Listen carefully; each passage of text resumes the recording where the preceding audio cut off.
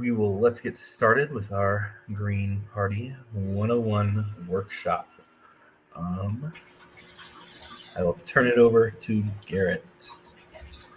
Yeah, hi everyone. So, in honor of Earth Day and all that's going on right now, we're going to talk about the signature policy of the Green Party that is going to save both humanity and the planet, in a sense, right?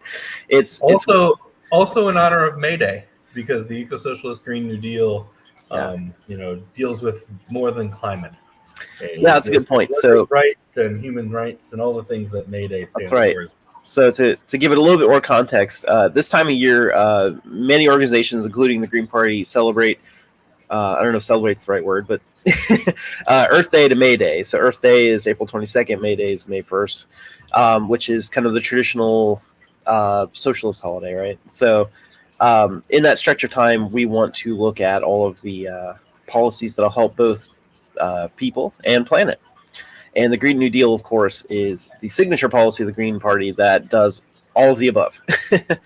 So let's, without any further delay, we'll go ahead and talk about the Green New Deal.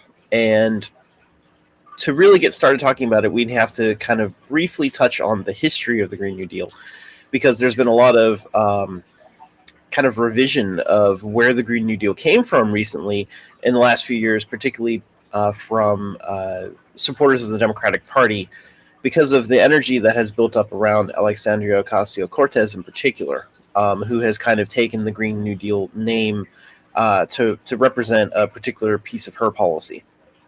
So really, the Green New Deal didn't start with her, and that's a mistake that I've seen a lot of folks make, including, reading in articles and books from leftists, where they say the Green New Deal started with Alexandria Ocasio-Cortez in 2019 or something like that.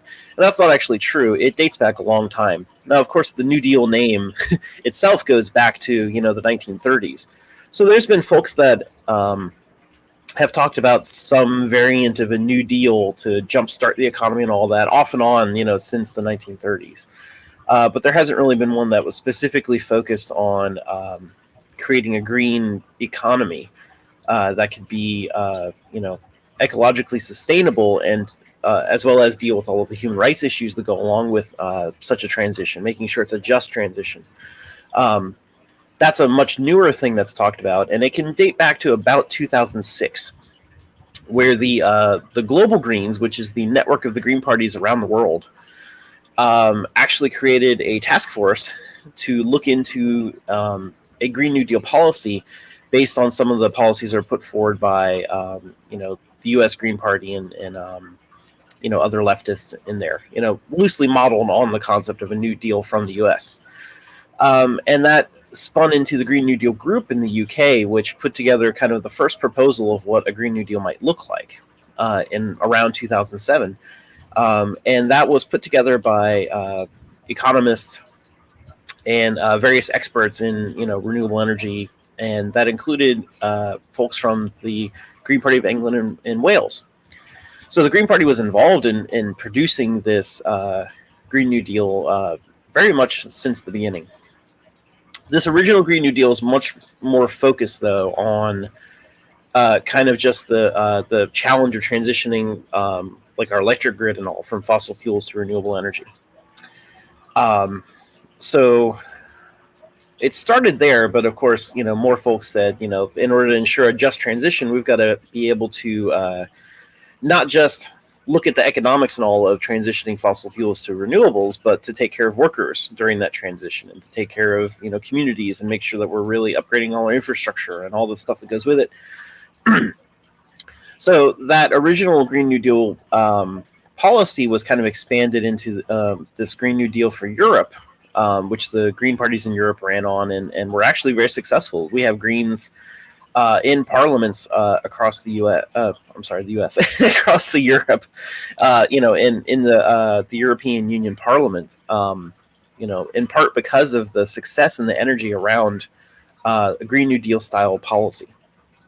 And seeing how big that was, that translated into energy in the U.S. We're like, yeah, we need to do that here too. And so around 2010, you saw a lot of Greens across the U.S.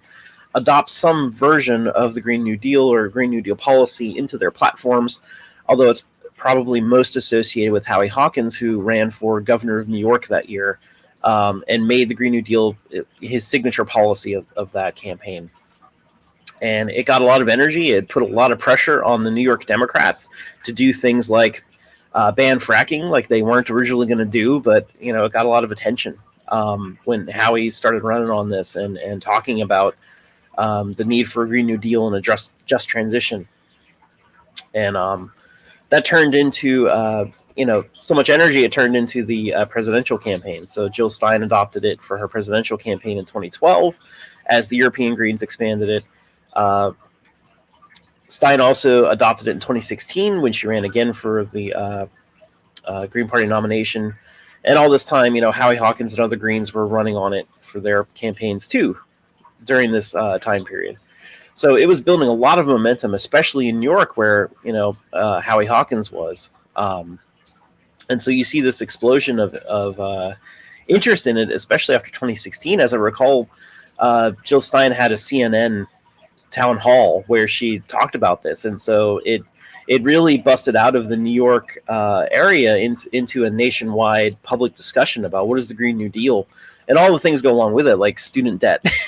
Forgiving student debt was one thing she talked about. The Democrats did not talk about until that point, and it built energy. So after 2016, you see Democrats pivot and they start saying, oh, we need to start kind of moving in and adopting this sort of progressive policy, right? And that's where you see Alexandria Ocasio-Cortez and other Democrats starting to talk about a lot of those policies of the Green New Deal. And AOC in particular writes a short resolution for Congress, which a resolution is non-binding.